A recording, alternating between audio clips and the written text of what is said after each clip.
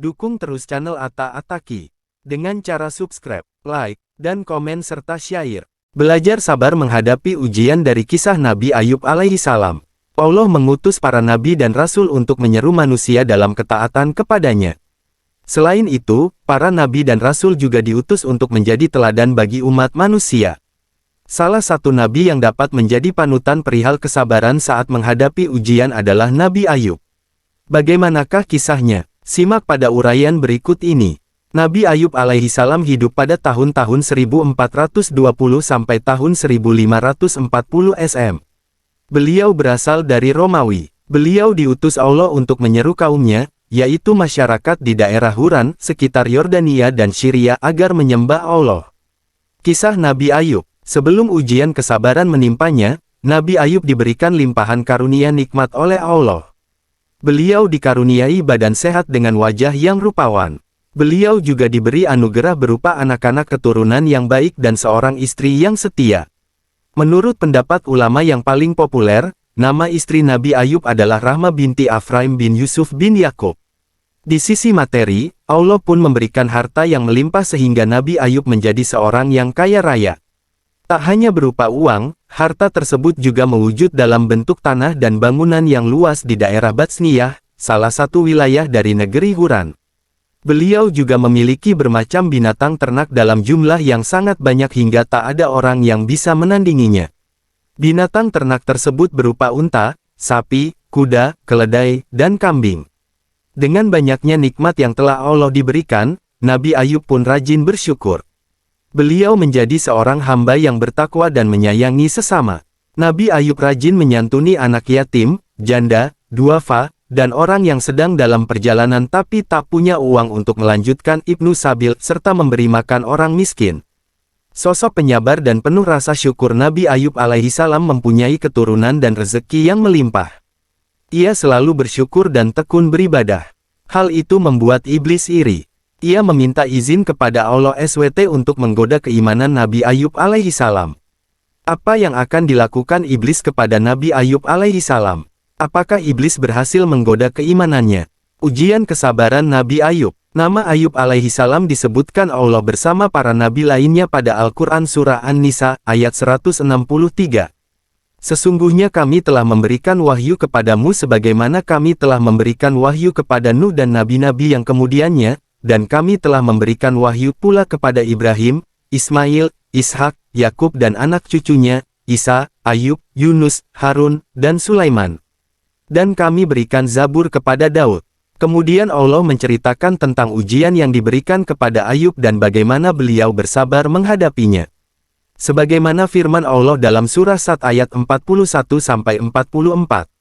Dan ingatlah akan hamba kami Ayub ketika dia menyeru Tuhannya, sesungguhnya aku diganggu setan dengan penderitaan dan bencana.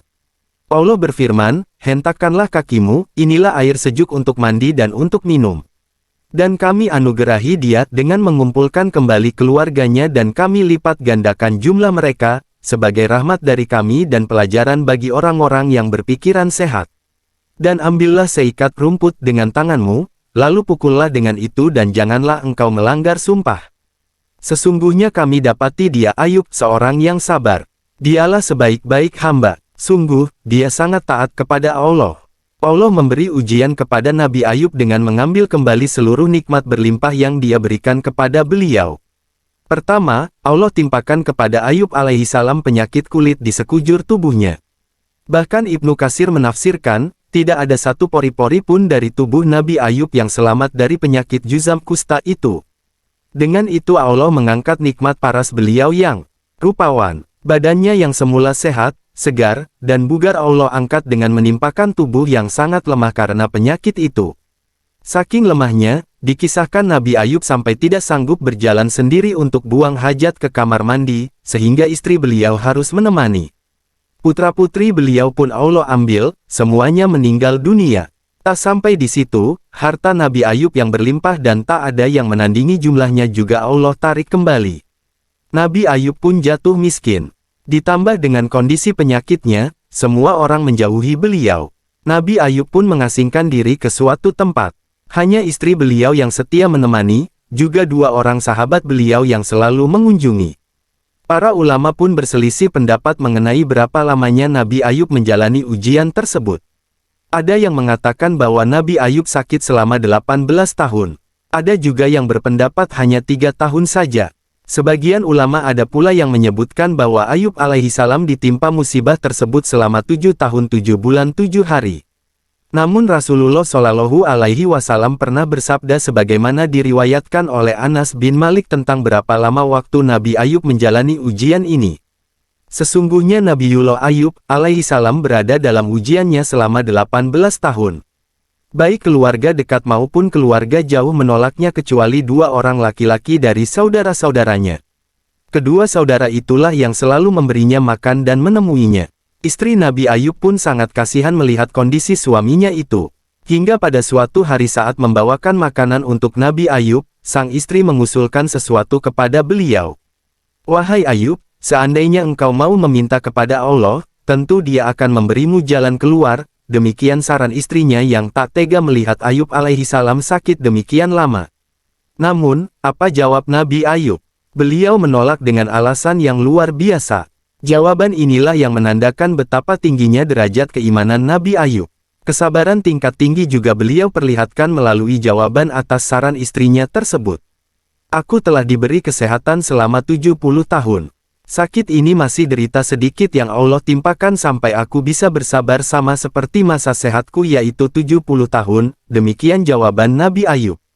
Jawaban tersebut juga sekaligus menjadi penegas bahwa hati beliau sama sekali tidak terpengaruh dengan ujian dahsyat yang ditimpakan Allah. Kedua sahabat yang masih setia mengunjungi dan membawakan makanan pun khawatir akan ujian yang menimpa Nabi Ayub. Terbersit dalam benak salah satu di antara keduanya bahwa ujian Nabi Ayub mungkin disebabkan karena dosa besar yang pernah beliau perbuat. Kegundahan itu pun disampaikannya kepada sahabat yang lain. Kemudian sahabat ini menyampaikannya kepada Nabi Ayub. Ketika mendengarnya beliau sempat sedih, tetapi beliau Nabi Ayub kemudian menceritakan kondisinya secara terbuka dan menampik prasangka itu. Walaupun ditimpa berbagai musibah, dimulai dari kematian anak-anaknya, hilang seluruh harta benda, penyakit yang tak kunjung sembuh, Nabi Ayub alaihissalam justru menghadapi itu semuanya dengan penuh kesabaran. Cerita lengkap dari kisah Nabi Ayub bisa kamu temukan pada buku Kisah Abadi Nabi Ayub alaihissalam. Nabi Ayub lulus ujian dan diberi hadiah melimpah dari Allah. Karena kesabaran Nabi Ayub yang luar biasa saat menjalani ujian tersebut, Allah pun menunjukkan jalan keluar. Allah menceritakan hal tersebut pada Al-Quran Surah Al-Anbiya ayat 83-84. Dan ingatlah kisah Ayub, ketika dia berdoa kepada Tuhannya, "Ya Tuhanku, sungguh, aku telah ditimpa penyakit, padahal Engkau Tuhan yang Maha Penyayang dari semua yang penyayang. Maka kami kabulkan doanya, lalu kami lenyapkan penyakit yang ada padanya dan kami kembalikan keluarganya kepadanya, dan kami lipat gandakan jumlah mereka sebagai suatu rahmat dari kami, dan untuk menjadi peringatan bagi semua yang menyembah kami." Kisah tersebut sama dengan firman Allah pada surah Sad ayat 41-44 di atas. Allah mewahyukan kepada Nabi Ayub untuk menghentakkan kaki beliau ke tanah. Kemudian dari sana Allah pancarkan mata air yang sejuk. Nabi Ayub pun bergegas mandi di mata air tersebut hingga sembuhlah penyakit kulit dari badan beliau. Allah juga memerintahkan kepada Nabi Ayub untuk minum dari mata air tersebut. Kesejukan airnya kemudian mampu membasuh batin Nabi Ayub, sehingga beliau kembali sehat bugar lahir dan batin. Kekuatannya pun kembali pulih, bahkan seperti tidak pernah sakit. Saat beliau hendak menemui istrinya, sang istri sempat tidak mengenali Nabi Ayub. Walaupun Nabi Ayub tampak sama seperti saat beliau sehat dulu, sebetulnya sang istri mengingat postur dan wajah Nabi Ayub sebelum sakit itu. Akan tetapi, dalam bayangan istri Nabi Ayub, beliau masih lemah dan berpenyakit kulit, sehingga ia tidak menyangka bahwa sang suami akan sembuh lebih cepat. Keduanya pun bersuka cita mengucap syukur kepada Allah. Sesuai firman Allah pada surah Al-Anbiya dan surah Sad tersebut di atas, bahwa Dia juga mengembalikan anggota keluarga Nabi Ayub dengan jumlah yang berlipat ganda. Harta Nabi Ayub juga Allah kembalikan lagi sebagai hadiah atas keridaan beliau menjalani ujian. Dalam beberapa riwayat dikisahkan untuk mengembalikan harta kekayaan Nabi Ayub, Allah mengirimkan 2 awan. Satu awan menaungi gundukan gandum, sedangkan awan lainnya menaungi gundukan jewawut. Awan yang menaungi gundukan gandum tersebut mengeluarkan hujan emas. Sementara awan yang menaungi Juwawut mengeluarkan perak. Dengan demikian harta Nabi Ayub pun kembali melimpah. Dalam versi yang lain, dikisahkan Nabi Ayub memiliki 2 peti. 1 peti tempat menyimpan gandum dan 1 lagi tempat menyimpan Juwawut. Allah mengirimkan kedua awan untuk menghujani peti gandum dengan emas hingga luber. Awan yang 1 lagi mengguyurkan perak ke peti Juwawut hingga meluap pula. Tak sampai di situ, Allah juga mengembalikan kekayaan Nabi Ayub dengan cara yang lain. Dalam hadis riwayat Bukhari dan Nasai dari Abu Hurairah, Rasulullah bersabda, manakala Ayub sedang mandi telanjang, sekelompok belalang dari emas jatuh kepadanya, maka Ayub memunguti dan menyimpan belalang itu di bajunya. Tuhan memanggilnya, wahai Ayub, bukankah aku telah membuatmu kaya seperti yang kamu lihat? Ayub menjawab, benar ya Rabi, akan tetapi aku selalu memerlukan keberkahanmu. Kisah Nabi Ayub alaihi salam kepada kaumnya dan ketabahannya atas penderitaan yang diberikan Allah juga diceritakan pada seri kisah Nabi, Rasul yang kesabarannya dipuji Allah. Sumpah Nabi Ayub, dalam surah Sad ayat 44, Allah berfirman, dan ambillah seikat rumput dengan tanganmu, lalu pukullah dengan itu dan janganlah engkau melanggar sumpah. Sesungguhnya kami dapati dia Ayub seorang yang sabar. Dialah sebaik-baik hamba. Sungguh, dia sangat taat kepada Allah. Sumpah yang Allah maksud pada ayat tersebut adalah nazar Nabi Ayub ketika beliau sakit. Nabi Ayub sempat mengucapkan nazar untuk memukul istrinya saat itu lantaran sang istri melakukan perbuatan yang tidak berkenan di hati beliau. Ada beberapa versi cerita tentang kesalahan istri Nabi Ayub tersebut. Versi yang pertama, diceritakan bahwa setelah Nabi Ayub jatuh miskin dan sakit-sakitan, sang istri harus bekerja untuk memenuhi kebutuhan mereka berdua. Sang istri pun bekerja di rumah orang lain. Suatu hari sang istri terlambat pulang ke rumah sehingga Nabi Ayub marah. Akhirnya beliau mengucapkan sumpah tersebut. Versi cerita yang lain, Nabi Ayub marah karena sang istri menjual tali pengekang kuda mereka. Hal tersebut terpaksa dilakukan. Istri beliau karena tidak memiliki cukup uang untuk membeli makanan. Akhirnya tali pengekang tersebut dijualnya untuk membeli roti. Setelah sembuh dan sehat kembali, Ayub alaihi salam teringat kembali akan nazar beliau kepada Allah tersebut. Namun, beliau tak tega memukul istrinya yang telah sepenuh hati merawat Nabi Ayub saat sakit. Akan tetapi, beliau juga harus menunaikan nazarnya. Akhirnya Allah memberikan solusi yang mudah. Allah mewahyukan kepada Nabi Ayub untuk mengambil seikat batang gandum dan memukulkan ke istrinya 1 kali. Dengan demikian telah tertunaikan nazar Nabi Ayub. Kisah tersebut pun menjadi dasar untuk memberikan hukuman kepada mereka yang berbuat dosa. Menurut pendapat Imam Ahmad, memukul seorang pendosa yang terancam hukuman itu diperbolehkan. Misalnya, memukul seorang pezina dan orang yang menuduh tanpa bukti yang valid.